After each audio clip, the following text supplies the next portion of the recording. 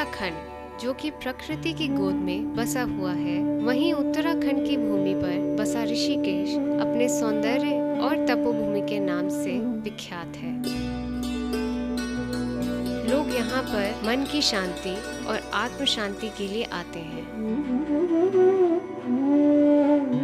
और ऋषिकेश की भूमि पर बसा ये श्री स्वामी नारायण आश्रम वैदिक ज्ञान के लिए जाना जाता है। ये आश्रम मुनि की रेती नामक स्थल पर बसा हुआ है जो गंगा के तट पर है। आश्रम भूमि पर अनेक साधु संतों ने तपस्या की, जिससे यहाँ का नाम तपोभूमि पड़ा। विद्यार्थियों को आश्रम में 3 वेदों का ज्ञान दिया जाता है, जिसमें उनके गुणों को और धर्मों को सिखाया जाता है।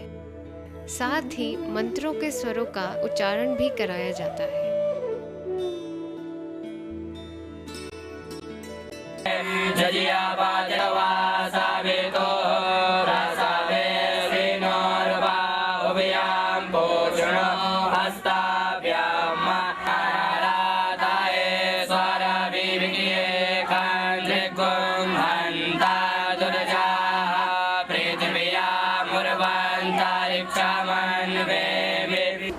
जय स्वामीनारायण।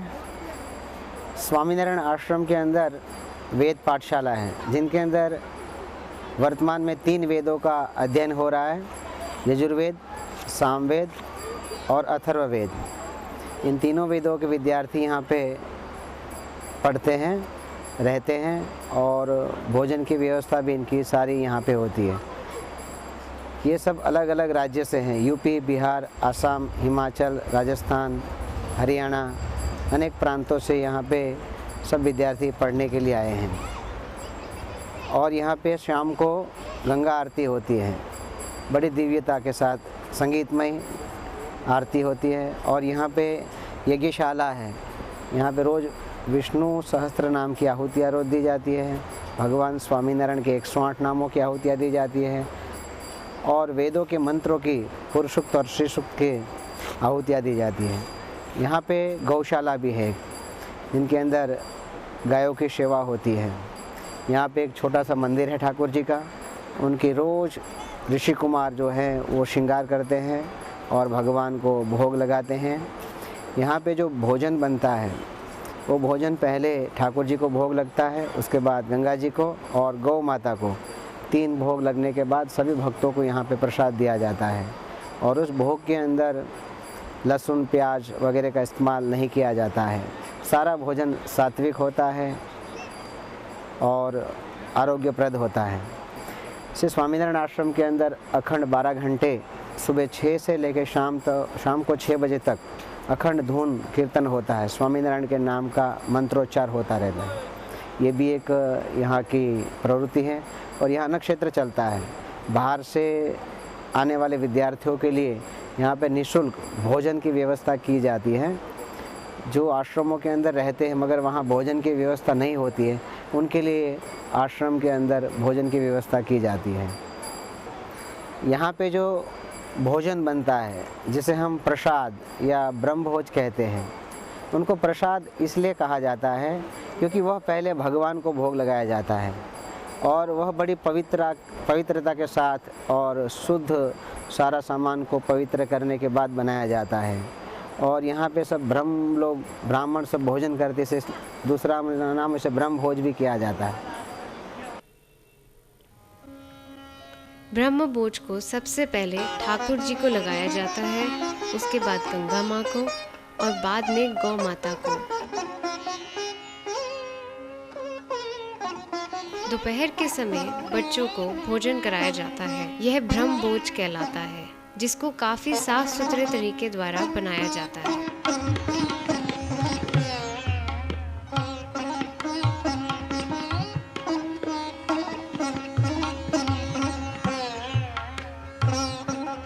यहाँ रसोई घर में चावल बनाने वाली मशीन लगाई गई है, जो कि एक बार में 25 किलो चावल बनाती है।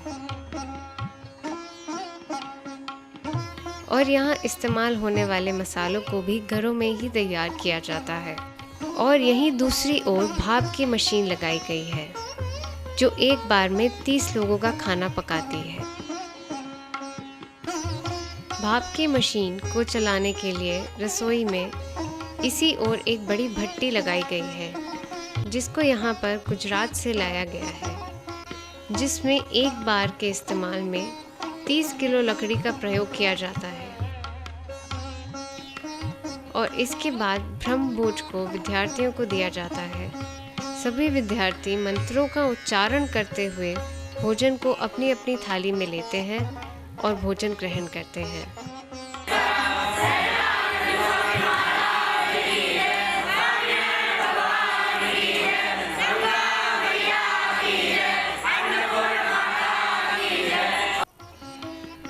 ब्रह्म भोज ग्रहण करने के बाद विद्यार्थी अपनी अपनी थाली स्वयं धोते हैं। आश्रम की दूसरी ओर स्थित यज्ञशाला बनाई गई है। यहाँ पर विष्णु सहस्त्र के नामों की आहुतियाँ दी जाती हैं। यज्ञशाला में नटराज की एक बड़ी मूर्ति लगाई गई है, जहाँ पर सुबह और शाम 2 समय यज्ञ किया जाता है। शाम के समय विद्यार्थियों को वैदिक ज्ञान के अलावा सामान्य विषयों का भी ज्ञान प्राप्त कराया जाता है।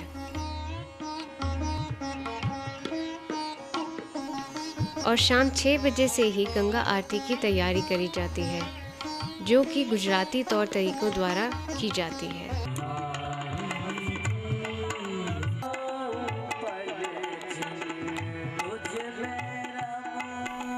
जिसमें आसपास के लोग भी भाग लेते हैं। आश्रम के पीछे जहाँ गंगा आरती की जाती है, उस जगह को सोमेश्वर महादेव के नाम से जाना जाता है, जहाँ पर स्वामी महादेव जी ने तपस्या की थी।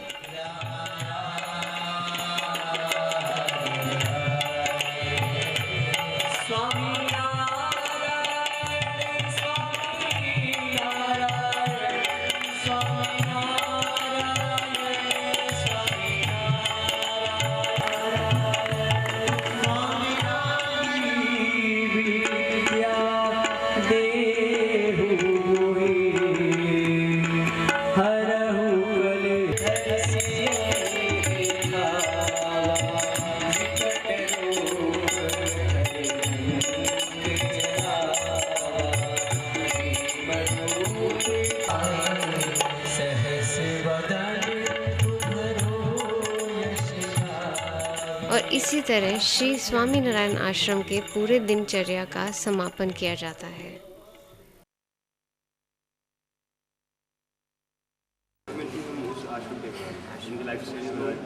एवरीथिंग, हर एक चीज, उनका रहना, उनका खान पान, उनका पहरावा, वैदिक शिक्षा का क्या इम्पोर्टेंस है, ये सब हम बाइट लेंगे।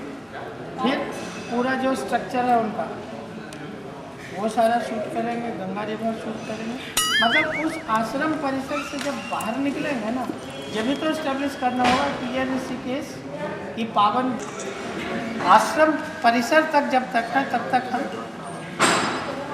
अपने डिसिप्लिन में रहेंगे।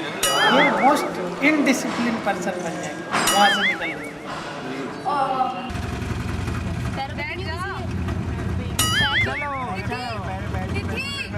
अरे ट्राइपॉड ले लिया है ना। My people just be rolling up on this spot. 'Cause this spot's how this spot on this block. All my people just be rolling up on this spot. 'Cause this spot's how the spot up on this block.